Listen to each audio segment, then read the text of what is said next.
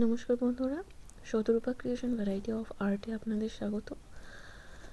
আমি এর আগে অনেক ভিডিও আপলোড করেছি যেখানে কোনো রকম ভয়েস ছিল না। এই প্রথম ভয়েস দিয়ে ভিডিও আপলোড করছি। যদি আমার এই ভিডিওটি আপনাদের ভালো লেগে থাকে তাহলে অবশ্যই লাইক করবেন এবং আমার চ্যানেলটি সাবস্ক্রাইব করবেন। চলুন তাহলে রেসিপিতে আসা যাক। দেখতেই পাচ্ছেন আমি এখানে একটি কেকের রেসিপি দেখাতে চলেছি, যেটি খুবই সহজ পদ্ধতিতে এবং ঘরোয়া উপকরণ দিয়ে বানানো যায়।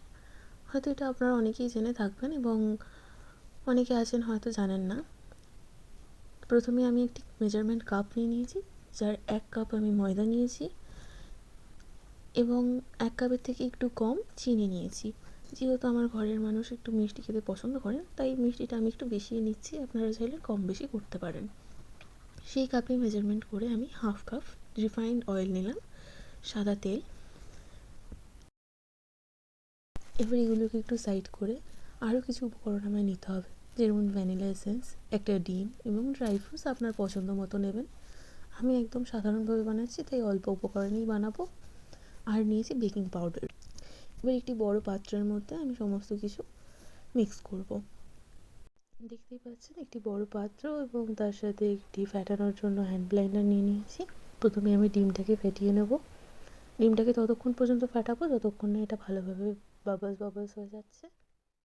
তো ডিমটা আমি কাঁটা চামচ দিয়ে ফাটাচ্ছি, কারণ ওটা দিয়ে ফাটাতে বেশি সুবিধা হয়, সেই কারণে আমি কাঁটা চামচ দিয়ে ডিমটাকে ফেটিয়ে নিচ্ছি। আপনারা আপনাদের পছন্দ মতো জিনিস ব্যবহার করতে পারেন। এবার দেখুন মোটামুটি আমার একটা স্ট্রাকচার চলে এসেছে। আমি এর মধ্যে এবার চিনিটা অ্যাড করে নেবো। আপনারা চাইলে চিনিটাকে গুঁড়ো করে অ্যাড করতে পারেন। চিনিটাকে গুঁড়ো করে অ্যাড করলে বেশি ভালো, তাহলে আপনার মিক্স করার পদ্ধতিটা একটু কম করতে হবে। আমি ভালো করে চিনিটা মিক্স করে নিয়েছি। পুরো চিনিটা ভালোভাবে মিক্স হলে তাহলে কেকের স্ট্রাকচারটা ভালো হবে। এবার অল্প অল্প করে ময়দা অ্যাড করে নেবো এর মধ্যে। ময়দাটা একটু চেলে নেবেন। আমি এখানে আর চালাটা দেখাইনি, তবে ময়দাটা একটু চেলে নিলে কী হবে, ময়দাটা একটু ফাইন হয়ে যাবে, আপনার মিক্স করতে সুবিধা হবে। তো ময়দাটা অল্প অল্প করে দিয়ে সম্পূর্ণ ময়দাটা আমি মিশিয়ে নিচ্ছি।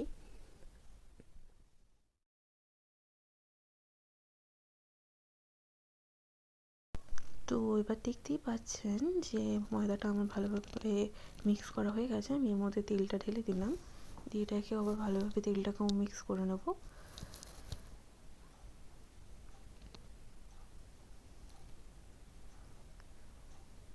আবারও বলছি, ভালো করে মিক্স করার ব্যাপারটাই কিন্তু এখানে খুব বেশি জরুরি। যত ভালো ফ্যাটানো হবে তত ভালো স্ট্রাকচার আসবে কেকের। তো এবার এর মধ্যে আমি বাকি উপকরণগুলো একে একে দিয়ে দেবো। অল্প কিছুটা ময়দা আমার বাটিতে থেকে গিয়েছিলো, সেটাও আমি এর মধ্যে অ্যাড করে দিলাম এবং ভালো করে মিক্স করে নিচ্ছি। এবার তারপরে আমি শেষে একে একে সমস্ত জিনিস দিয়ে দেবো। প্রথমে ভ্যানিলা এসেন্স দিয়ে দিচ্ছি, ছোটো চামচের 1 চামচ বা 3-4 ড্রপ বলতে পারেন, সামান্য গন্ধের জন্য, ভ্যানিলা ফ্লেভারের জন্য। দিয়ে এটাকে আবারও ভালোভাবে মিক্স করে নিচ্ছি। এবার এর মধ্যে দিয়ে দেবো বেকিং পাউডার। আপনারা চাইলে বেকিং সোডাও ইউজ করতে পারেন, কিন্তু আমি বেকিং সোডাটা ইউজ করি না। এতে কী হয়, যখন কেকটা বেক হয় না, অতিরিক্ত ফুলে যায়, তারপর সেটা ঠান্ডা হওয়ার সাথে সাথে উপরের স্ট্রাকচারটা লুজ হয়ে যায় এবং জিনিসটা একটু অদ্ভুত রকমের হয়ে যায়। মানে যে টান টান স্ট্রাকচারটা সেটা ঠিক হয় না আমার মনে হয়। তো আমি যতবারই করেছি জিনিসটা ফেস করেছি, তাই কারণে আমি বেকিং সোডাটা একটু অ্যাভয়েড করারই চেষ্টা করি। আমি বেকিং পাউডারটাই শুধু দিই আর সামান্য পরিমাণে একটু লবণ দিই। কেক বাঙালি তো, কেক কেন যে কোনো খাবারই আমরা স্বাদ ব্যালেন্স করতে লবণটা সাধারণত ইউজ করে থাকি। তো সামান্য কিছুটা পরিমাণ লবণ এটার মধ্যে একদম মানে 1 পিঞ্চ যেটাকে বলা হয়, সেই পরিমাণ লবণ আমি এটার মধ্যে অ্যাড করেছি। দিয়ে এবার আমি এর মধ্যে ড্রাই ফ্রুটসগুলোও অ্যাড করে দেবো। সমস্ত ড্রাই ফ্রুটসগুলো ছোটো ছোটো করে কাঁচি দিয়ে কেটে নিচ্ছি, কেটে ছোটো ছোটো করে অ্যাড করছি, কারণ আমার কেকটা অনেক ছোটো পরিমাণে হবে, তো এর মধ্যে অতিরিক্ত জিনিস দিয়ে লাভ নেই। আর আমি অতিরিক্ত ড্রাই ফ্রুটস দিচ্ছিও না, তো অল্প জিনিসটাই যাতে ভালোভাবে মিক্স হয় সেই কারণে আমি ড্রাই ফ্রুটসগুলোকে ছোটো ছোটো ছোটো করে কেটে দিচ্ছি, যাতে পুরো কেকটার মধ্যে ভালোভাবে এটা মিশে যেতে পারে। দিয়ে আবারও হ্যান্ড ব্লেন্ডারটা দিয়ে ঘুরিয়ে নিলাম। এবারে আমি যেই পাত্রটার মধ্যে কেকটা বেক করব সেটার মধ্যে একটু অয়েল ব্রাশ করে নিচ্ছি। অয়েলটা ভালো করে দিয়ে তার মধ্যে সামান্য একটু ময়দা দিয়ে আমি কোটটা তৈরি করে নিচ্ছি, যাতে কেকটা লেগে না যায় কোনো রকম।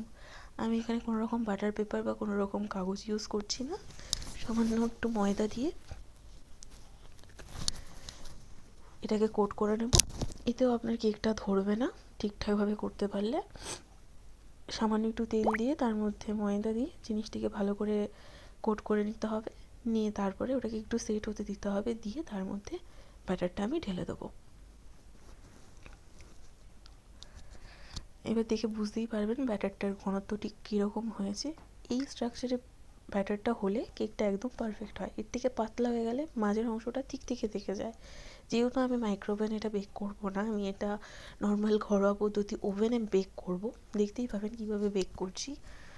তো সেই কারণে এটার স্ট্রাকচারটা প্রপার হওয়াটা খুব জরুরি। এটা যদি অতিরিক্ত ঢিলা হয়ে যায় মাঝের পোর্শনটা এটা হতে চায় না। দেখুন আমি এখানে একটা সসপ্যান নিয়ে নিয়েছি।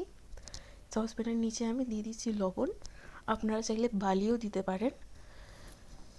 এতে করে কি হয়, জিনিসটা শুকনো থাকে। এতে যদি আমি জল ইউজ করি তাহলে কেকের স্ট্রাকচারটা অয়েলি হয়ে যাবে, একটু জল জলা টাইপের হয়ে যাবে। কেকটা ঠিক কেক হবে না, যেটা চিপকে যাবে হাতে। কেকের যে একটা শুকনো ভাব সেই জিনিসটা এর মধ্যে আসবে না। তো সেই কারণে আমি এখানে লবণ ইউজ করছি। তো আমি এখানে মাঝখানে একটা স্ট্যান্ড বসিয়ে নেবো, যেটা পাত্রর সাথে আমার কেকের যেই পাত্রটা সেই পাত্রটাকে ডিস্টেন্স মেনটেন করবে, যাতে নিচটা ধরে না যায়, অতিরিক্ত তাপ না পায়। তার জন্য আমি একটা গোল স্ট্যান্ড বসিয়ে নিয়েছি মাঝখানে। এটা নিচের পাত্রটা থেকে ডিরেক্ট হিট থেকে বাঁচাবে। দিয়ে এটাকে আমি কিছুক্ষণ হিট হওয়ার জন্য চাপা দিয়ে রাখবো মোটা থালা দিয়ে, যাতে তাপটা বেরিয়ে না যায়। কিছুক্ষণ পরে এটা একটু গরম হয়ে গেলে আমি এর ভেতরে কেকের পাত্রটা বসিয়ে দেবো, যেটার মধ্যে আমি কেকটাকে সেট হতে দিয়েছিলাম। এর বাবলসগুলো যাতে চলে যায় ভালো করে চেক করে নিতে হবে, নয়তো কেকটা বেশি ফুটো ফুটো হয়ে যাবে। দিয়ে এবার এটাকে আমি চাপা দিয়ে রেখে দেবো। মোটামুটি আধা ঘন্টা পর আমি এটা চেক করছি, এখনও এটা প্রপারলি হয়নি। এতক্ষণ এটার হিটটা মিডিয়াম টু লো ছিল। এবার আমি এটাকে প্রপারলি লো করে আরও কিছুক্ষণের জন্য বসিয়ে দিলাম। প্রায় টোটাল 50 মিনিটের ওপর হয়ে গেছে, দেখতেই পাচ্ছেন। এবার আমার কেকটা কত প্রপারলি তৈরি হয়ে গেছে সেটা দেখেই বোঝা যাচ্ছে। এই স্টিকটা আর শুকনো বেরাচ্ছে, মানে কেকটা আমার পুরোপুরি রেডি। আমি এবার এটাকে নামিয়ে নেব। নামিয়ে ঠান্ডা করে আপনাদেরকে দেখাচ্ছি। দেখুন আমি এটাকে ঠান্ডা করে নিয়ে চলে এসেছি। এটাকে আমি কাটছি, কেটে আপনাদের দেখাচ্ছি ভেতরটা ঠিক কতটা ফ্লাফি হয়েছে আর কতটা পারফেক্ট তৈরি হয়েছে, সেটা আপনারা দেখলেই বুঝতে পারবেন। পুরোপুরি দোকানের কেকের মতোই দেখতে হয়েছে, আর এটার স্বাদটাও প্রচণ্ড সুন্দর হয়। আপনারা অবশ্যই যে ট্রাই করবেন এবং ট্রাই করে আমাকে কমেন্টে জানাবেন যে আপনাদের কেমন হলো। তো আমি এটা আপনাদেরকে আরও ছোটো করে কেটে দেখাচ্ছি ঠিক কতটা সফট এবং স্পঞ্জি হয়েছে ভেতরটা। দেখুন এটা এতটাই সফট হয়েছে যে আপনি দেখলেই বুঝতে পারবেন। তো আজকের এই ভিডিওটা এই পর্যন্তই। যদি আপনাদের ভালো লেগে থাকে অবশ্যই লাইক করবেন এবং আমার চ্যানেলটিকে সাবস্ক্রাইব করবেন। ভিডিওটি শেষ পর্যন্ত দেখার জন্য ধন্যবাদ।